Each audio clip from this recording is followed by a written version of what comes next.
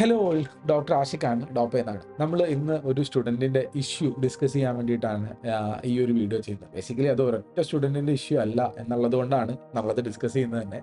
Message അയച്ചിട്ടുള്ളത് Gayathri എന്ന് പറഞ്ഞൊരു കുട്ടിയാണ്. നമ്മുടെ കമ്മ്യൂണിറ്റി മെൻറ്റർഷിപ്പ് ചാനലിൽ കുട്ടി അയച്ചിട്ടുള്ള മെസ്സേജാണ്. സോ മെസ്സേജ് ഞാൻ ആദ്യം കാണിച്ചു തരാം. നിങ്ങളതൊന്ന് പോസ്റ്റ് ചെയ്തിട്ട് മുഴുവനൊന്ന് വായിച്ചിട്ട് വരണം എന്നുള്ളതാണ് കാര്യം.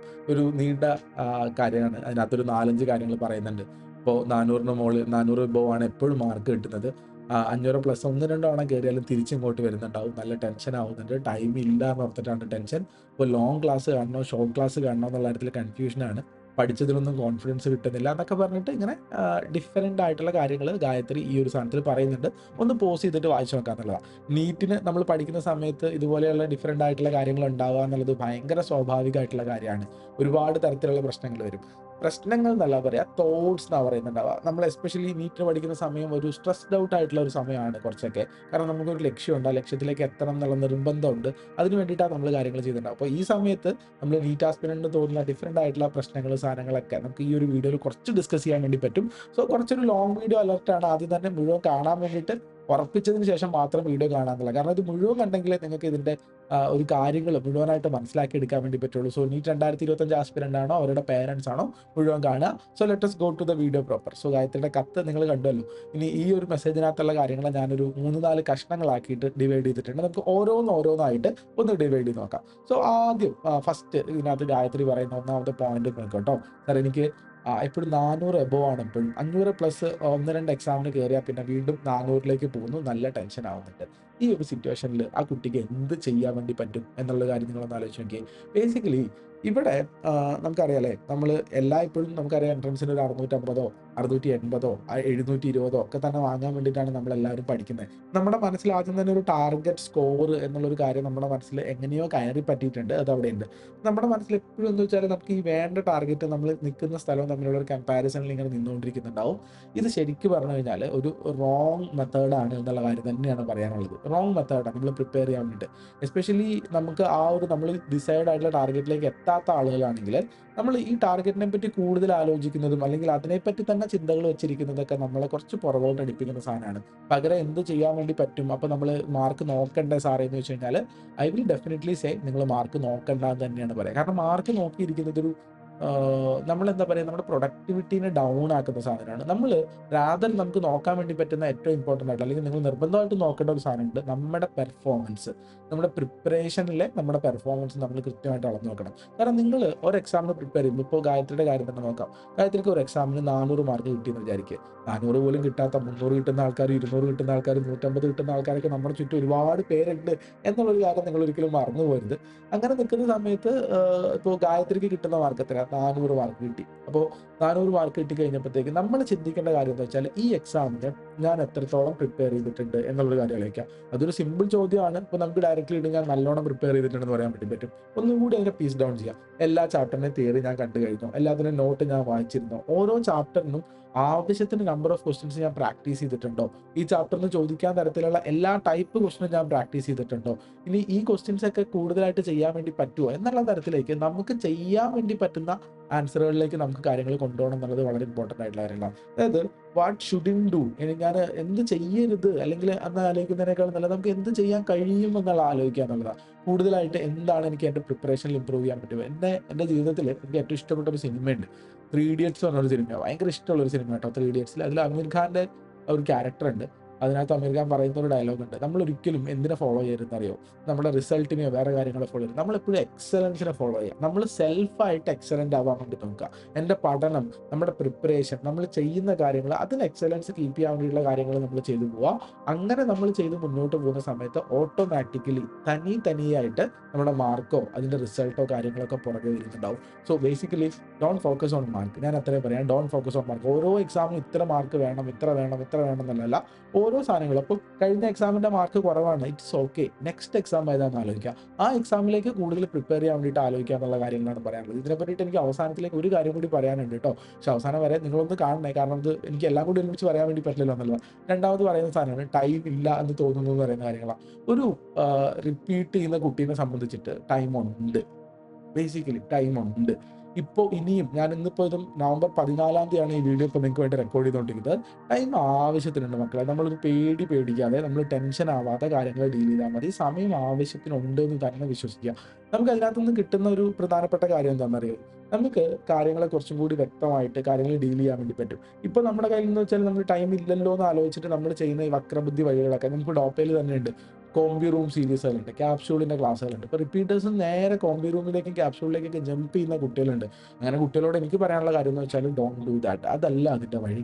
നമുക്കത് ഫുൾ ലെങ്ത്തിൽ തന്നെ കാര്യങ്ങൾ മനസ്സിലാക്കേണ്ടതുണ്ട്.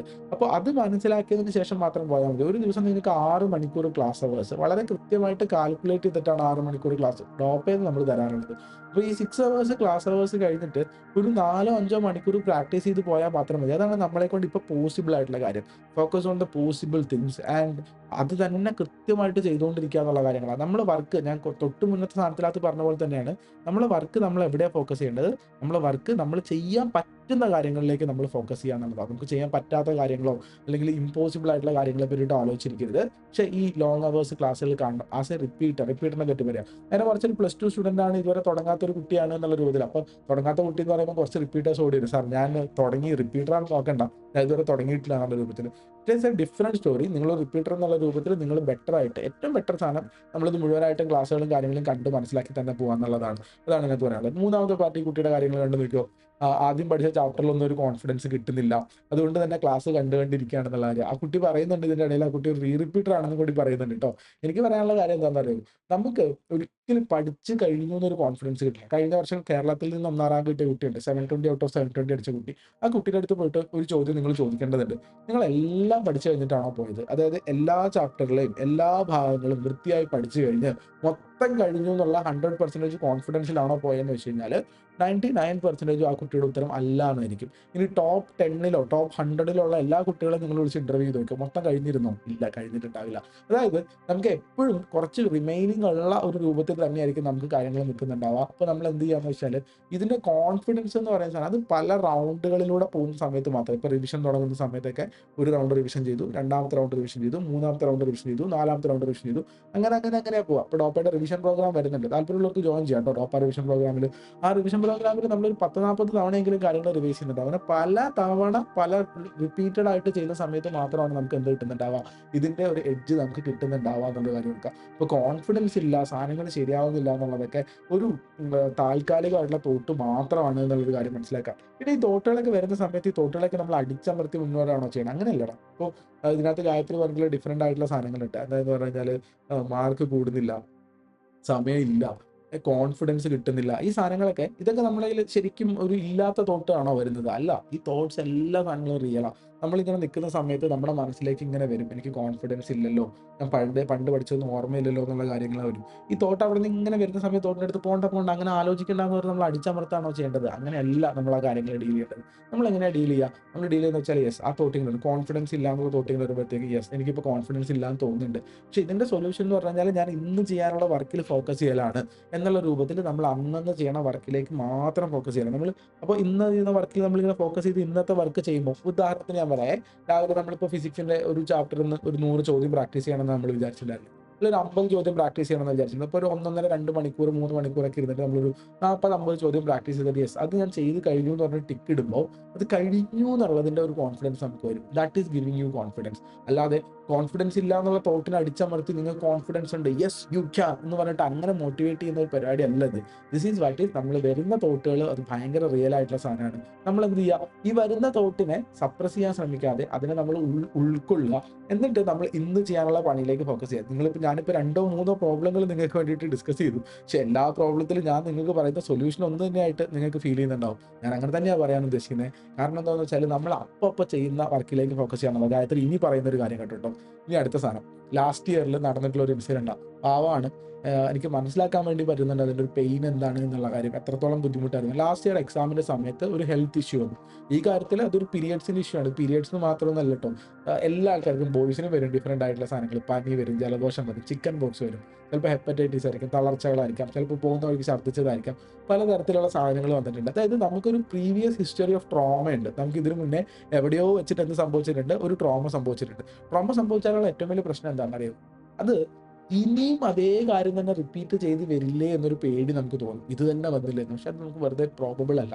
ഒരു പ്രാവശ്യം ബൈക്ക് ഓടിച്ച് പോയപ്പോൾ ബൈക്കിൽ നിന്ന് വീണു. ഇനി നമ്മൾ എപ്പോൾ ബൈക്ക് ഓടിച്ചാലും ബൈക്കിൽ നിന്ന് വീഴുമോ? പറയാൻ പറ്റില്ല. ചിലപ്പോൾ ബൈക്കിൽ നിന്ന് വീഴും. പക്ഷെ മിക്കവാറും സമയത്ത് വീഴാതിരിക്കാനാണ് സാധ്യത. ഒരു പ്രാവശ്യം പനി പിടിച്ചു, ഇനി എപ്പോഴും പനി പിടിക്കുമോ? അങ്ങനെ പനി പിടിക്കത്തില്ല. അപ്പോൾ ബേസിക് ആയിട്ടുള്ള കാര്യം എന്ന് പറഞ്ഞു കഴിഞ്ഞാൽ ഇതിനൊക്കെ പരിഹാരങ്ങളുണ്ട്. പിന്നെ ഈ പർട്ടിക്കുലർ കാര്യത്തിൽ കുട്ടി പറഞ്ഞത് പീരിയഡ്സിൻ്റെ ഒരു കാര്യമാണ്. പീരിയഡ്സ് എക്സാം സമയത്ത് മാനേജ് ചെയ്യാൻ വേണ്ടിയിട്ട് ഒരുപാട് ഡോക്ടർമാർക്ക് എനിക്ക് നിങ്ങളെ സഹായിക്കാൻ വേണ്ടി പറ്റും, ഒരു ഡോക്ടർക്ക് നിങ്ങളെ സഹായിക്കാൻ വേണ്ടി പറ്റും. അപ്പോൾ ഇത് എന്ന് പറഞ്ഞു കഴിഞ്ഞാൽ ബേസിക്കലി ഞാൻ മനസ്സിലാക്കുന്നത് എങ്ങനെ, ഇപ്പൊ എക്സാം ആവാൻ ഇനി 6 മാസം മുന്നേ ഉണ്ട്. അപ്പോഴത്തേക്ക് നമുക്ക് ഇങ്ങനെ ഒരു ടെൻഷൻ ആവാനുള്ള ഒരു കാരണം എന്നുള്ള രൂപത്തിൽ മാത്രം വരുന്ന ഒരു സാധനമാണ്. ഇതിനെ നമ്മൾ നോക്കാം. ഞാൻ ആദ്യം പറഞ്ഞ നമ്മുടെ ഒരു ഫ്രെയിം ഓഫ് തോട്ട് ഇങ്ങനെയാണ്. അപ്പോൾ അവിടെ നിന്ന് നമ്മൾ ഈ പേടി ഇങ്ങനെ വരിക. പണ്ട് ഇങ്ങനെ ഒരു സംഭവം ഉണ്ടായിട്ടുണ്ട്, ഒരു ബുദ്ധിമുട്ടായ സാധനമായിരുന്നു. ഇത്തവണ അത് വരുമോ എന്നൊരു പേടി ഇങ്ങനെ വരുന്ന സമയത്ത് നമ്മൾ മനസ്സിലാക്കാം ഇതൊരു പേടിയാണ്, ഇതൊരു വെറും പേടിയാണ്, മിക്കവാറും സമയത്ത് ഇത് വരാൻ സാധിക്കില്ല. ഇനി ഇങ്ങനെ ഒരു സമയത്ത് എനിക്കൊരു ഡോക്ടറുടെ സഹായം തേടാൻ വേണ്ടി പറ്റും. എനിക്ക് അതിന് വേണ്ടിയിട്ടുള്ള മരുന്നുകൾ, ഇപ്പോൾ പീരിയഡ്സ് ആണെങ്കിൽ പീരിയഡ്സ് പോസ്റ്റ്പോൺ ചെയ്യാനുള്ള മരുന്നുകൾ കഴിക്കാൻ വേണ്ടി പറ്റും. എക്സാം കഴിഞ്ഞിട്ട് ആയിക്കോട്ടെ എന്നുള്ള രൂപത്തിലാണ് വളരെ സിമ്പിളായിട്ട് നമുക്ക് മാനേജ് ചെയ്യാൻ വേണ്ടി പറ്റുന്ന കാര്യങ്ങളാണ്. അപ്പോൾ ഈ തോട്ട്, ഈ ഒരു പേടി എന്ന് പറയുന്ന ഈ ചിന്ത അത് വെറുതെ വരുന്നതാണ് എന്നുള്ള രൂപത്തിൽ അത് വന്നങ്ങനെ പോയിക്കോട്ടെ എന്ന് വിചാരിക്കാം. നമ്മൾ എന്ത് ചെയ്യുക, നമ്മുടെ തന്നെ പഠനത്തിൽ ഫോക്കസ് ചെയ്യുക. വീണ്ടും സാർ അതേ കാര്യം തന്നെ പറയുന്നു അല്ലേ, പഠനത്തിൽ ഫോക്കസ് ചെയ്യുക എന്നുള്ള കാര്യം. മക്കളെ, അത് മാത്രമാണ് എനിക്ക് പറയാനുള്ളത്. It's focus on this thing. ഇനി അടുത്തൊരു കാര്യം, ലാസ്റ്റിൽ ഗായത്രി പറയുന്ന ഒരു സാധനം കൂടി നിങ്ങൾ കേട്ടോ. ഗായത്രി പറയുന്ന ഒരു സാധനമാണിത്. സാർ, ഇതെല്ലാം ആലോചിച്ചിട്ട് ടെൻഷനാണ്, എന്താ ചെയ്യാന്നറിയില്ല. ഇതിന് ഞാൻ എന്താ പറയാന്നറിയോ, ഇതിന് നമ്മൾ പറയാന്ന് വെച്ചാൽ നമ്മളെ ഫോക്കസ് നമ്മൾ ചെയ്യുന്ന വർക്കിലേക്ക് ആക്കി വെക്കുക. ഈ ബാക്കി പറയുന്ന തോട്ടുകളൊക്കെ ഇതിനകത്തൊക്കെ ഏതെങ്കിലുമൊക്കെ അൺറിയൽ ആയിട്ടുള്ള, ഇമ്പോസിബിൾ ആയിട്ടുള്ള തോട്ടുകളുണ്ടോ? ഇല്ല. ഇതൊക്കെ പോസിബിൾ ആയിട്ടുള്ള തോട്ടുകളാണ്, ഇതൊക്കെ നടക്കുന്ന തോട്ടുകളാണ്, ഇതൊക്കെ നടന്നുകൊണ്ടിരിക്കുന്ന കാര്യങ്ങളാണ്, ഇതൊക്കെ ശരി തന്നെയാണ്. അപ്പോൾ അതിങ്ങനെ വന്നോട്ടെ. അത് ഒരു തോട്ടാണ്, അതൊരു ചിന്തയാണ്, നമ്മുടെ സ്ട്രെസ്സിന്റെ പുറത്ത് വരുന്ന ഒരു സാധനമാണെന്ന് മനസ്സിലാക്കുക. എന്നിട്ട് with this stress, with this thought, ഈ ടെൻഷൻ, ഈ സാധനങ്ങൾ വെച്ചിട്ട് തന്നെ നമ്മൾ ഇപ്പം ചെയ്യാനുള്ള വർക്കിലേക്ക് ഫോക്കസ് ചെയ്യുക എന്നുള്ളതാണ്. എനിക്ക് നിങ്ങളെ ഓർമ്മിപ്പിക്കാനുള്ളത്, അമേരിക്കൻ പ്രസിഡന്റ് ആയിരുന്ന തിയോഡോർ റൂസ്വെൽറ്റ് പറഞ്ഞിട്ടുള്ള ഒരു വാചകമുണ്ട്. അപ്പോൾ റൂസ്വെൽറ്റ് നിങ്ങളോട് എന്താ പറഞ്ഞതെന്നറിയോ? റൂസ്വെൽറ്റ് പറഞ്ഞത്, ബിലീവ് യു ക്യാൻ, നിങ്ങളെ കൊണ്ട് കഴിയുമെന്ന് നിങ്ങൾ വിചാരിക്കുക, and you are half way there. എന്ന് പറഞ്ഞാൽ നമ്മളെ കൊണ്ട് കഴിയുമെന്ന് നമ്മൾ വിചാരിച്ചാൽ നമ്മൾ പകുതി ദൂരം പിന്നിട്ടുക. അത് നമ്മളൊന്നും ചെയ്യണ്ട, വെറുതെ ഇരുന്നിട്ട് വിചാരിക്കുക, യെസ് എന്നെ കൊണ്ട് പറ്റും എന്ന് വിചാരിച്ചാൽ പകുതി ദൂരം കഴിഞ്ഞു, പിന്നെ പകുതി ദൂരം നമ്മൾ മുന്നോട്ട് പോയാൽ മതി. അപ്പോൾ ഇതുപോലെയുള്ള ഡിഫറെൻ്റ് ആയിട്ടുള്ള തോട്ടുകൾ, സാധനങ്ങൾ മുന്നോട്ടേക്ക് വരുന്ന സമയത്ത് എന്താ സംഭവിക്കുക, അവിടെ നമ്മളെ കൊണ്ട് പറ്റുമോ ഇല്ലയോ എന്നുള്ള ഒരു രൂപത്തിൽ കൺഫ്യൂഷൻ അടിക്കും. പറ്റില്ല എന്ന് തോന്നി തുടങ്ങുന്ന നിമിഷങ്ങളിൽ നമ്മൾ പകുതി ദൂരം മുന്നോട്ട് നടക്കുന്നത് പോലെ വരുന്നുണ്ടാവും. അപ്പോൾ ബേസിക്കലി ഡിഫറെൻ്റ് ആയിട്ടുള്ള തോട്ടുകൾ വരുന്ന സമയത്ത് സെൽഫ് അവെയർ ആകുക. അതായത് ഇതെന്നെ ടെൻഷനാണ്. ഗായത്രിയുടെ തന്നെ കഥകൾ നോക്കിക്കോ. ഗായത്രി 1 2 3 4 എന്ന് പറഞ്ഞിട്ട് നമ്മളോട് പറഞ്ഞ കാര്യങ്ങളുണ്ട്. മാർക്കിന്റെ കാര്യങ്ങൾ ജസ്റ്റ് നോക്ക്, മാർക്കിന്റെ കാര്യങ്ങൾ വരും. രണ്ടാമത്തെ കാര്യം, ടൈം ഇല്ലല്ലോ എന്നുള്ളൊരു ടെൻഷൻ വരും. എന്ത് പഠിക്കണം എന്നറിയില്ലാത്ത പോലെ വരും. പഠിച്ച ചാപ്റ്ററുകളിൽ കോൺഫിഡൻസ് ഇല്ലാത്ത ഒരവസ്ഥ വരും. മുന്നേ ഉണ്ടായിട്ടുള്ള ഒരു ഹെൽത്ത് ഇഷ്യൂവിൻ്റെ കാര്യങ്ങൾ വരുന്നുണ്ടാവും. ഇനി മൊത്തത്തിൽ ടെൻഷൻ വരുന്നുണ്ടാവും. ഈ സമയത്തൊക്കെ നിങ്ങൾ വിചാരിക്കേണ്ട കാര്യം എന്താണെന്നറിയും, ഇതൊക്കെ ഒരു തോട്ട് മാത്രമാണ് എന്ന് വിചാരിക്കുക. ഇതൊക്കെ ഒരു ചിന്ത മാത്രമാണ്, നമ്മുടെ ബ്രെയിനിൽ ഉണ്ടായി വരുന്ന ഒരു ചിന്ത മാത്രമാണ്. അപ്പോൾ ആ ചിന്ത ഇങ്ങനെ വന്നോട്ടെ, അതിനെ സപ്രസ് ചെയ്യേണ്ട, അതിങ്ങനെ വന്നോട്ടെ, അതിങ്ങനെ പൊയ്ക്കോട്ടെ. അതിൻ്റെ ഉള്ളിൽ കൂടി നമ്മൾ ഇന്ന് ചെയ്യേണ്ട വർക്ക്, ദ ടുഡേയ്സ് വർക്ക്, അതിനകത്ത് ഫോക്കസ് ചെയ്തിട്ട് മുന്നോട്ട് നിൽക്കുക എന്നുള്ളതാണ്. ആൻഡ് ബിലീവ് യു ക്യാൻ, എന്നെ കൊണ്ട് പറ്റും. നിങ്ങളെ മുന്നിൽ വലുതായിട്ട് എഴുതി വെച്ചോ, ഐ ക്യാൻ എന്ന് മാത്രം എഴുതി വെച്ചോ. ഐ ക്യാൻ എന്ന് മാത്രം എഴുതി വെക്കുക. ഐ ക്യാൻ വാട്ട്, എന്താ നിങ്ങൾക്ക് പറ്റുക? നീറ്റ് ക്രാക്ക് ചെയ്യാൻ നിങ്ങൾക്ക് പറ്റുന്നതാണോ നിങ്ങൾ അവിടെ എഴുതി വെക്കേണ്ടത്? അങ്ങനെയാണോ നിങ്ങൾ മനസ്സിലാക്കേണ്ടത്? അങ്ങനെയല്ല. I can do today's work, ഇന്നത്തെ വർക്ക് ചെയ്യാൻ എന്നെ കൊണ്ട് പറ്റും. അത്രേ ഉള്ളൂ. ഇന്നത്തെ വർക്ക് ചെയ്യാൻ എന്നെ കൊണ്ട് പറ്റും. Focus on today's work and do today's work. നാളെ എന്ത് ചെയ്യാം? നാളത്തെ വർക്ക് ചെയ്യാം. മറ്റന്നാളത്തെ വർക്ക് ചെയ്യുക. റെഗുലർ ആയിട്ട് വർക്ക് ചെയ്തു പോവുക. അതാണ് ഒരു ടോപ്പറിന്റെ ആറ്റിറ്റ്യൂഡ്.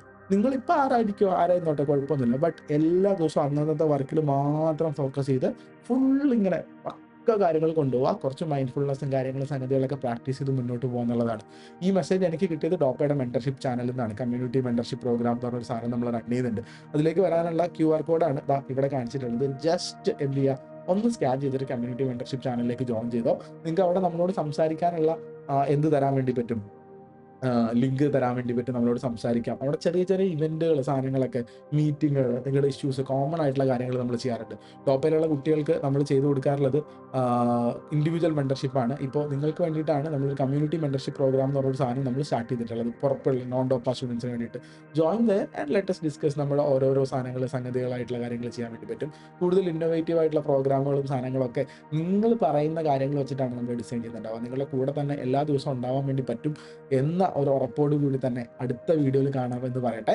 ആൻഡ് കൂടുതൽ മെസ്സേജസ്, കൂടുതൽ ആളുകളൊക്കെ കമ്മ്യൂണിറ്റി മെന്റർഷിപ്പ് ചാനൽ ജോയിൻ ചെയ്യും എന്നും കൂടി വിശ്വസിച്ചിട്ട് ഞാൻ നിർത്താം. അപ്പോൾ അടുത്ത വീഡിയോ കാണാം. കമൻറ്റിൽ നിങ്ങളുടെ റെസ്പോൺസ് അറിയിക്കുമല്ലോ അല്ലേ. Bye bye, see U.